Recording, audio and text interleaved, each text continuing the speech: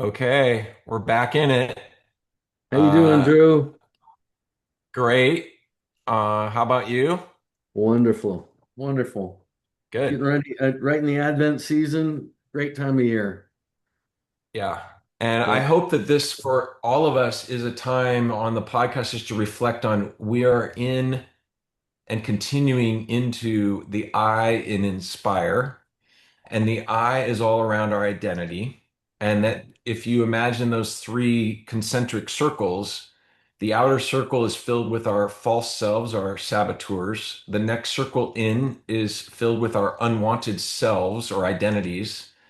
And then the inner circle is filled with us, hopefully, our true self, our design created, whatever you want to call it, self. And we're trying to get clarity on all the things that make us unique so that we can be better leaders of ourselves and other people. Um, and the whole idea behind Inspire is life and leadership conversations that go deeper, and that we're going to follow this kind of journey of identity. Then in the new year, we'll continue on with identity until we really, hopefully, stick the landing, so to speak, and really help people to understand theory and also practicum. Like, what's the practical tools and use with all of this values clarification and discovery? And then we'll move towards the N, the S, the P, the I, and the R, and the E, which, as we've talked about, the N is for Steve and I discussed. Maybe we're going to talk about habit formation and behavior development because that's so profound in all of this. And then the Spire is spiritual, physical, intellectual, relational, and emotional, which we'll get to. Um, yeah. any initial thoughts? I have a couple quotes before we jump in. No, far away. I love where we're going. I mean, you and I talked about it a little earlier today of we're kind of doing the existential work or the theoretical work right now, and then we're going to be jumping into the practical of the practical life application, right? Yeah. So once we have the circle filled, Yeah. with our strengths, with our values, various things, then what do we do with that? And that's what we'll Yeah. do next year. Um, Ralph Waldo Emerson said, "And what is a weed? It's a plant whose virtues have not been discovered." Yeah, very cool. And it's kind of like where we're headed. This is the journey we've been on, is we Yeah. figured out that we have some weeds. We Yeah. aren't the weeds, but we have weeds and Yeah. we've kind of whacked at them. And now we're in that discovery of play of now that the weeds are out of the way, what is our unique plant to the world? What is it going to look like? What does it look like? What color is it? How does it Right. function in the world? And so that's where we're headed. Um, and then, of course, one last quote, Mr. Rogers, my favorite. Who you are inside is what helps you make and do everything in life, I'm into that. Holy smokes. right? That's So that's spot what on. we're Yeah. ideally Yeah. in January, February, March, unpacking this to get people to come away with, ah, this is my identity. This is my inside. Now I can make decisions and all those other cool things from that framework. Yeah. And therefore, I will show up in my true self and not all the other stuff. Right. Yeah. Perfect. Perfect. So if we recall, we were on at tail end of question number 6, and we're Yeah. going to try to tackle number 7 and 8 and close out the values clarification exercises today. Um, Any thoughts on 6? Remind us what 6 was about and what you had Six. homework, so tell me Yeah, about that. I had homework and I want to make sure I tick the box for everybody who's listening because I promised I would go out and do this. But six, you were supposed to go out or you're supposed to go out. And there are three questions to it. If Steve were on the cover of a magazine, what magazine would it be? And what would be the story? What would be the story be about? That's one. You have to put your name in here. What do you see as Steve's special talent or gift? And then three, what does Steve do naturally and effortlessly that is special? Were the three questions. And I got I sent it out to a few people. I got one response from a dear guy who I work with on the charity who I belong to, Kooks for Kids, and Craig responded, and I won't go through the whole thing that he said, but the last question, what does Steve do naturally and effortlessly that is special? And he talked about and I don't know if it shows up in this podcast, but I laugh a lot and I find things to laugh about. I'm always looking for humor in things, and how does that tie to leadership? It's not the first time I've gotten that feedback, and I got that feedback from a dear friend who I'm still in contact with, who worked in our organization for a long, long time. And Matt said, if you can hear the boss laughing, everything's all right. And so I treasure that feedback from Craig and that feedback from Matt. That kind of hits my heart. I'm glad that I'm glad that they perceive me that way. Yeah. Well, and it's such a beautiful shout out to you and some of your superpowers, some of your value, but also a shout out just in general to laughter is a great medicine that Yeah. a lot of us suck at. I Yeah. certainly don't have enough of it, and it feels so good for us. And it's so great as a leader Yeah. to not take yourself so seriously and laugh more Yeah. and look for those opportunities. It's such a sacred place that we neglect. So it's a good shout out. Um, Yeah. Permission not to let you off the hook. Yeah. Okay. Tell me about what would the magazine be, and yeah, the Okay. first two. So what Craig had for the magazine,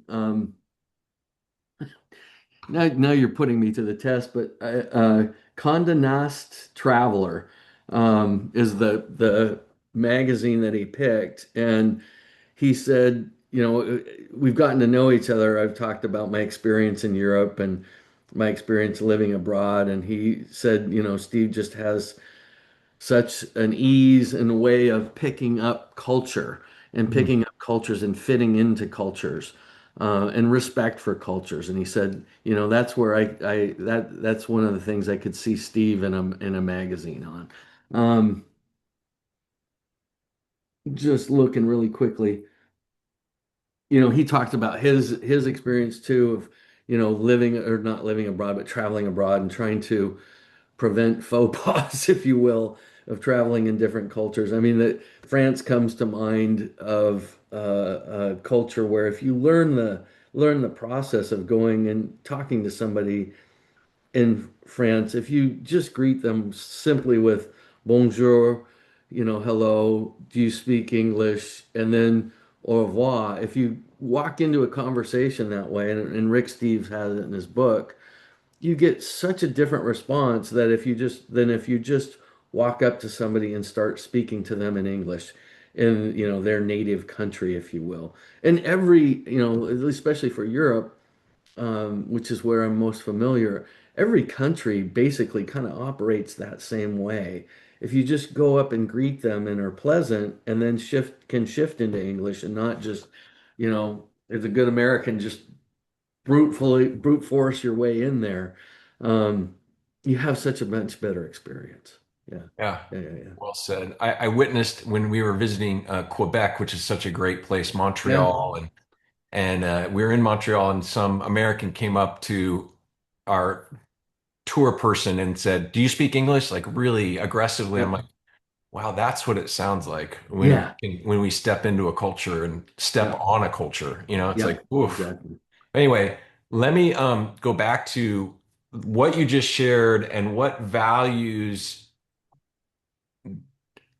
what are your values that emerge from the title of the magazine and what he shared about you?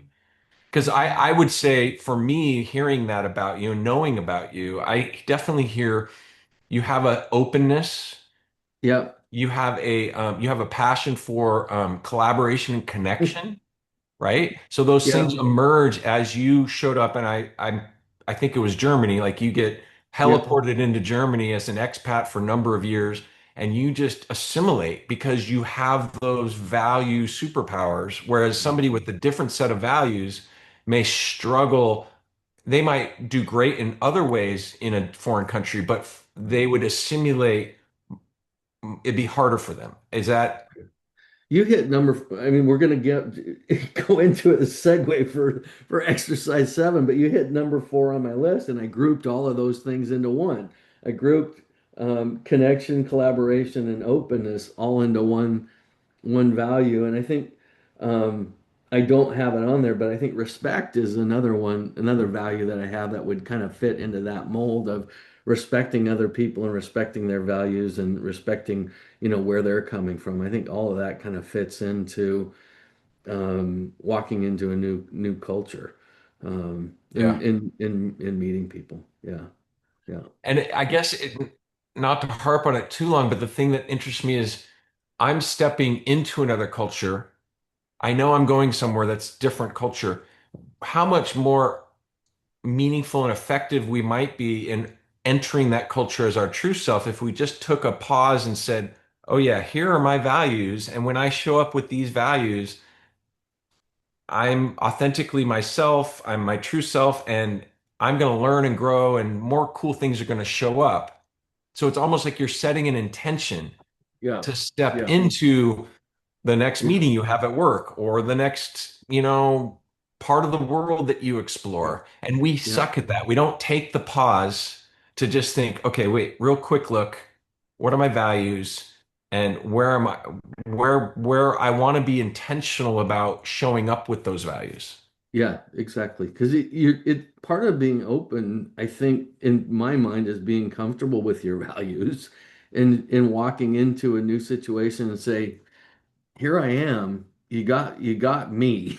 Whatever that list of values is, whatever that whatever the fruit or whatever your plant is. Let's go back to where you started. Whatever your plant is, whatever your weeds are, that's you, and you're just showing up with you. So why try to be somebody else? Just show up with you, and respect for where they come from, right? But Yeah. yeah, Yeah, and beautifully said. And we unpacked, I hope that adequately enough, the space around the weeds and the fact that most of us don't even realize that we're showing up without our values. Our yeah, saboteurs, our false self, false identities have shown up for most of our lives, and that's such a tragedy to yeah, not be aware of that. And yeah, we've blessed you and cursed you, hopefully, blessed you yeah, with that awareness, but cursed you with that awareness, yeah, and having to manage that now. yeah, Um, I have been so challenged by our communication, our discussion around true self, that I actually ordered a reminder band that's supposed to show yeah. up the first week of January. And it just has my three main values embroidered on it so that I hope next year to show up with those three values before meetings and before Yeah. calls and before in a more purposeful Right. way. So I'm taking our discussion hopefully to another level, but we'll see. Famous last words. Yeah, but the other side of you that I know and I love that you do this is you create that value band every year. You've done that for a while, and you've got it, and I love that. I don't know if maybe in the podcast we can put a link to how you can go buy a value band or create a value band, but Yeah. I think it's a really cool exercise.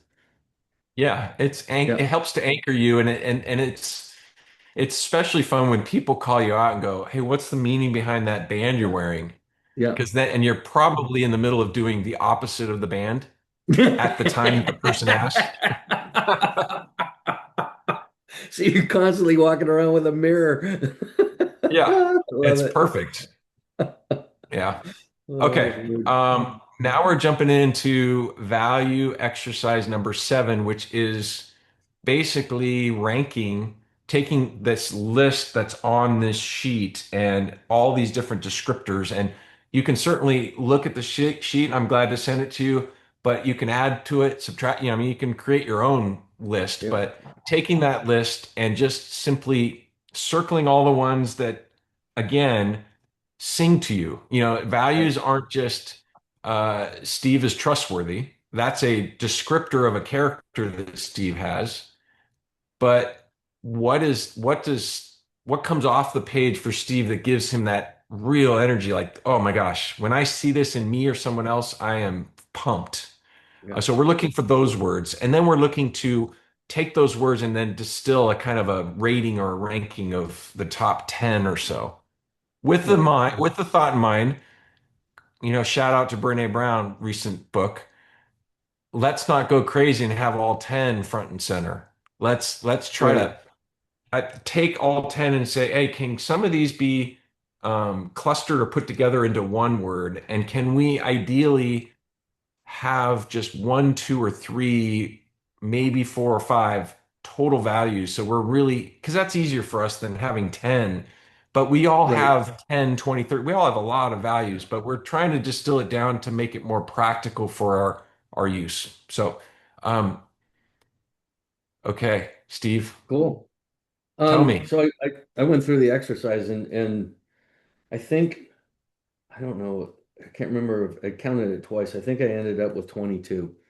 When I looked at all the values that you have listed, and there are a couple of, I think I've been through it a few times, and I've even added some a couple times, but I went through it this time just with the list the way it is. Um, and it was quite an exercise because some of them would speak to you really strongly. Like altruism spoke to me really strongly. Integrity spoke to me really strongly. But then you have things like in here like um,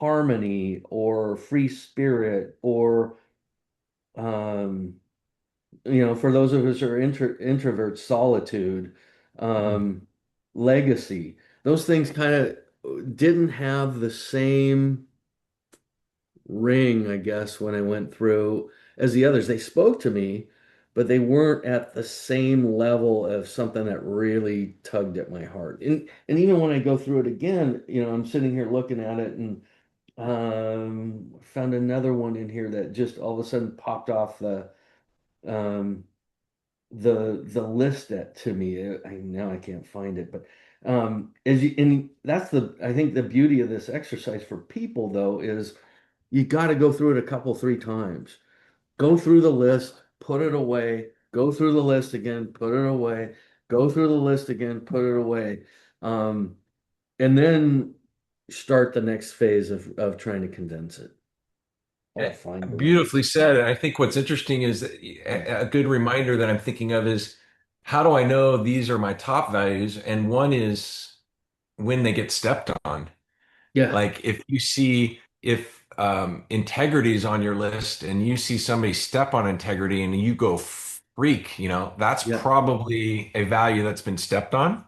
So yeah, that's a good way to kind of gauge if that's, it drives me crazy when people aren't X. And right. if that's one of them, then that's to be reminded of to help you clarify. The other thing is this is not linked, but there's a question I see. What does it mean when a value ranks high in importance but low in expression? Oh boy, that's a huge conflict. It's a huge internal conflict. Yeah, Yeah, huge internal conflict. That yeah. that's my reaction to your question. Well, it reacts me personally because I redid all this stuff and kind of came up with three. And inspire is easy, although my challenge is maybe it's not what I think it is. But Yeah, inspire for me is this podcast and time to help people along, all that. But the other two, I'm not as good at, and so I'm not. They're high ranked. I've got down to three this process, and I've so used to have what are your 10. what are your three? So it is inspire, Okay, embrace, okay. which you won't find on any list, but I added in and it just came to me. And then whimsy. And Whimsy. whimsy is like playfulness, lightheartedness, all of Yeah, that. And I probably suck at most of those three. And that's why this question really pulls at me. Like, what does it mean when my values, my top three, are really high to me, but low in expression? I'm not expressing them enough. It's like you said, to me, it's a challenge and a disconnect, obviously, yeah. but also a challenge that are they really my values? And that what I always go back to is when I see whimsy or express whimsy, I am in la la land. I lose track of Right, time and space. I'm so locked in. So that clearly is part of the definition of a value of right, yours is when you either see it in yourself or other people, it really turns you on. It really is like a spark. right, So right. I think those three, and then I wanted you to share how you distill down from 10 or 20 to one, two, or three. And I think earlier you gave a great example of how I think it was good character, you said, and Yeah, then yeah, so unpack that for us. yeah. So my second one, I did what any good executive does. You don't ever eliminate anything. You just group it and put it under one thing. I mean, I've been in so many brainstorming exercises that we've done that. It's like, well, shoot, we should really get focused. Well, this is the way of focusing it.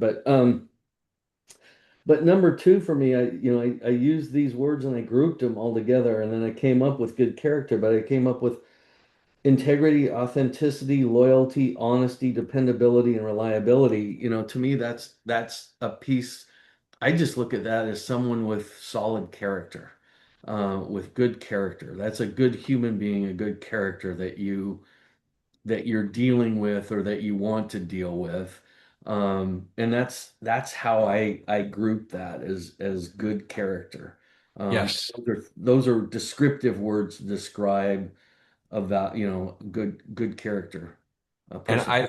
I love that you did that, and I wanted to call you out on it because I maybe haven't been as intentional, but as you shared that, I thought of embrace. Yeah, And embrace is a physical manifestation of a whole cluster of things that I'm interested in, which is faith and spirituality, connection, collaboration, relationship, all that stuff falls into that embrace. And when I am leaning in like an embrace, I come alive from that, even though I think my go-to, as we've talked about, false identity is around back off, yeah, arms crossed, hide.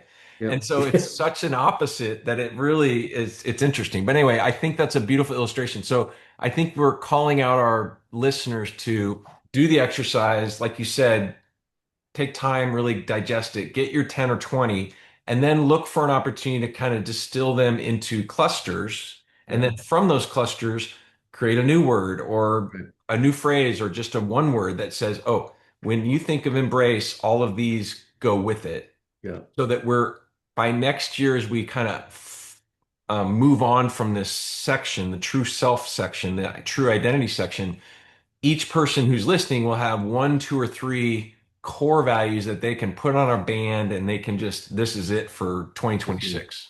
Yeah. This is me. Yep, Yeah. yep, yep, Cool. yep. Okay. Not to overuse authentic, but this is authentic me.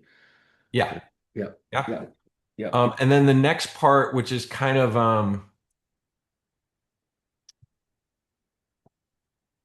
what is the next part is part number 8, which Reflecting. is Yeah. mining for the values. So unpack that for me. Um, hang on, I gotta find. I'm looking for my piece of paper with everything written on it. Well, as you look Sorry for about it, I that. think Here it is. as, Got it. Got it. okay, go. Um, hang on. I thought I had it. Now I don't. Keep going. You go ahead and ad lib here Well, for a second.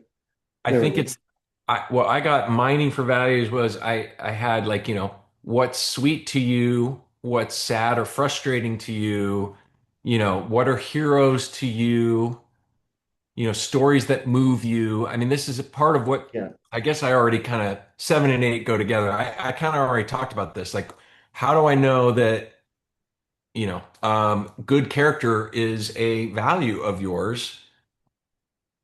It would be when I see bad character, it freaks me out. When I Yeah. see good character, I mean, give me a favorite movie that shows good character. Uh, there are lots of them. I wrote down every Disney sports movie, but the one that comes to mind is one of them is Miracle. Um, Yes. I yeah, know you where were going to say the that. yeah, yeah, that's one of my favorite ones. And I did find my notes that, and I want to use this in a non-religious terms, but the thing that often inspires me is agape love, self-sacrificing love. Mhm. You look at, and that's why I think those sports movies kind of sing to me a little bit, is that you see a love, a self-sacrificing love among teammates, um, where they'll do anything for each other. They'll do anything for the win, yeah, but they'll do anything for each other too, because they're they're brothers or sisters in arms, right? And that always inspires me. And I think that's why, Miracle, Remember the Titans, you name it, you go through those, and anytime I need to, an uplift or something like that, I'll hit some big highlights in those movies just to pump me up again. Yeah. Yeah. Yeah, and so I'm curious around agape love and altruism, which is your number one. Yeah, Are- exactly. So is that those are essentially, I mean, very, yeah, Yeah, they're very similar. They if I had agape love on the list, I would have grouped it with altruism. yeah. But yeah, yeah, Yeah. So clearly you have done the work to think of a value and link it to if I see bad character, it freaks me out. If I see good character, I love it, yeah, et cetera, right? And yeah, so the second part or exercise number 8 is taking your values list, distilling it down, and then starting to go through and say, how do I know this is a value? yeah, And my notes are, um, does it show up and I'm turned on? It excites me yeah, when I see it. It frustrates me when I don't. And my heroes or my stories and movies that move me are oftentimes embedded in them are one or more of those values. yeah, Yeah. yeah, exactly, Yeah. exactly. Good. I think everybody knows I'm a Coug, which is a tough team to support, but Washington State, not this year, the year before, won the Apple Cup in Seattle, and there are a couple of just agape moments in there for me. One, the kid who made the final stop, the young man who made the final stop, um, Kyle Thornton, had was a like a 6-year walk on. So Mm. the guy who was the team leader, started as a freshman as a walk on into the university, and it's always inspiring to me. And I think people have seen lots of these out there. It's not just Wazoo, but of the locker room scene or the huddle scene where these kids finally get on scholarship. I think that that one's always inspiring to me. And then the coach had said, I went back and rewatched this today, and I thought it was beautiful. That was beautiful at the time. But I think it's even more beautiful now. He said, "We didn't win that game because we hated our opponent. We won that game because we loved each other." And I thought, wow, that's one of the best sports quotes I think I've ever heard in my entire life. Yeah. Yeah, And I think that brings to mind the idea that everybody's values are their own, and everybody has a collection of values that may be unique to them if you put them yeah, all together. And I think that we oftentimes will, I mean, it's easy with some of yours, like, oh, good character, of course. yeah, But some people might have number one on their list might be solitude. And you're like, I don't get yeah, that. That's dumb. We yeah, can judge it. Our yeah, judge saboteur can step in and say, competitive? That's yeah, on there? Why would you yeah. put competitive? But I know some people that you and I both know that probably put Oh compete yeah, as number yeah, one. And yeah, it's what gives them energy and brings them, yeah, so we all have a different list and I think we have to hold our judge saboteurs at bay yeah, when we hear somebody that loves some things that we can't yeah. relate to. That's okay. I have Yeah. a dear friend who, on his list, number two, um, would be beauty. And if you met the guy, you would never, ever, ever think that beauty is number two on his list, but beauty is number two on his list. Yeah, which Um, I guess yeah, goes back to that the statement I made, which was yeah, yeah. where'd it go? Um that just the idea of like sometimes we don't express what's high on our Right. list. Right. And I think Right. it's a good challenge and a good call out that we're not living our to our fullest if we're not actively looking Yeah. for the values on our list in other people and the values on the list in ourselves. And so it's a good call out to try to like take those core values, the top one, two, or three, and really work with them and look for them and be creative in ways that they might show up. I mean, if your beauty's on number two, then clarify what that looks like to you and go get it. Yeah. Yeah. Exactly. Yeah. Exactly. Exactly. Um, the final exercise on that sheet was around I think saboteurs, which you've already covered, so we don't need to go into that again, right? Yeah. We had identify 3 to 5 people you deeply admire. Oh, Yeah. that was number seven, right? This is in Or- 8. Oh, it is an eight. 7, 8. Yeah. Prompt number Oh yeah. 2. Okay, I'm sorry. Yeah. Number nine is says like final exercise Yeah. saboteurs, which you've done before. Okay. Number eight is tell that again. We got prompt number 2 is think of 3 to 5 people you deeply admire, what qualities and behaviors that draw them to you. Um, and Yes. I picked my dad. I picked Abe Lincoln. I picked Solomon when he was younger. I picked John F. Kennedy and Martin Luther King together for their ability to inspire people. I'll go back and listen to a King speech every year and go back and listen to Kennedy's moon speech every year, just every so often, just to get fired up. Um, Yeah. but yeah, those I find those two being very inspiring. I found, my dad, great character guy, high character guy. Lincoln, high character guy, and then, for me, Solomon when he was younger, wisdom was something as you know, that I really admire and love. So those were Yeah. the things that were wrapped around those people who I chose. Yeah. Yeah. I think mine off the top of my head, and I didn't put enough thought into this, but embrace are some of my friends that just lean in.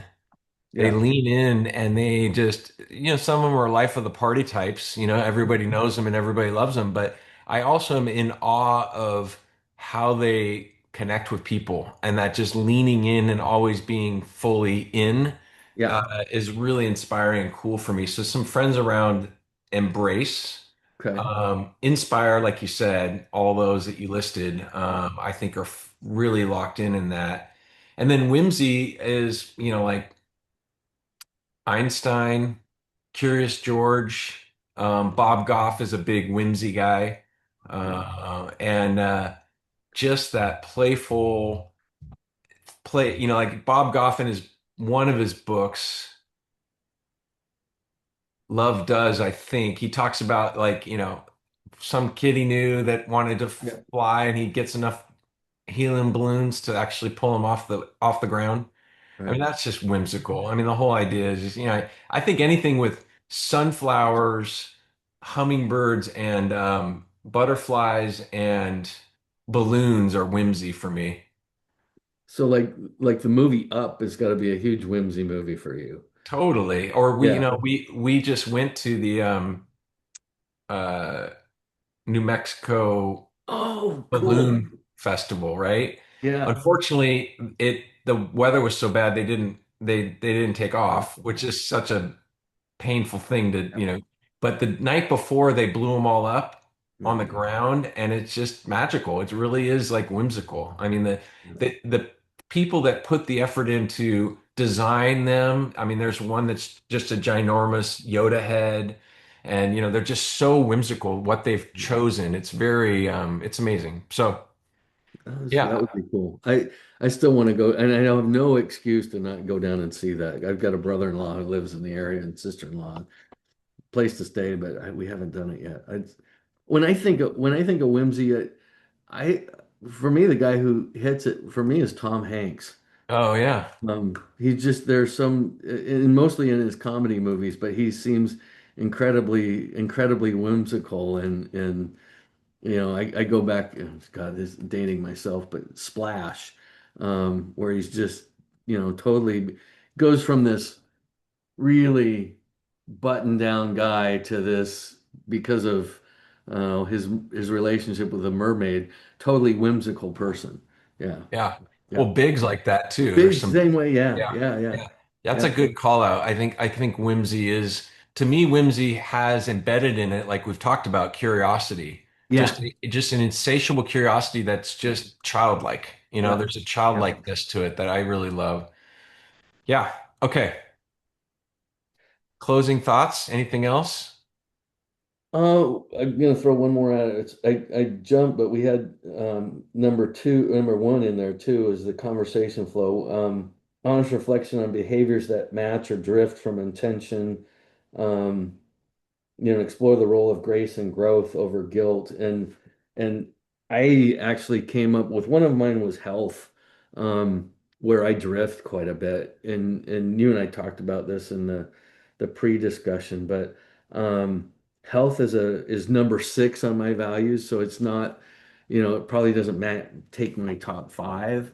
Um, but it's something I really, really do value in my life, and it's something that I constantly struggle with. And I think we will get into health, I think, later on in the podcast, and it'll be fun to discuss that with you because both you and I um, have similar views on eating, but I can tell you from my life experience of, dieting from like age 12 on through, one appearance and then two sports, primarily wrestling. I've had some struggles. There's some, not only just, there's some emotional struggles and some psychological struggles there that don't just go with discipline and eating right, right? There's this whole health thing becomes a bigger piece. And right now, for me, it's on an upward trend, but it's one of those that if I don't keep pushing the ball up, that ball's Mm, going to roll back mm. on me pretty quickly.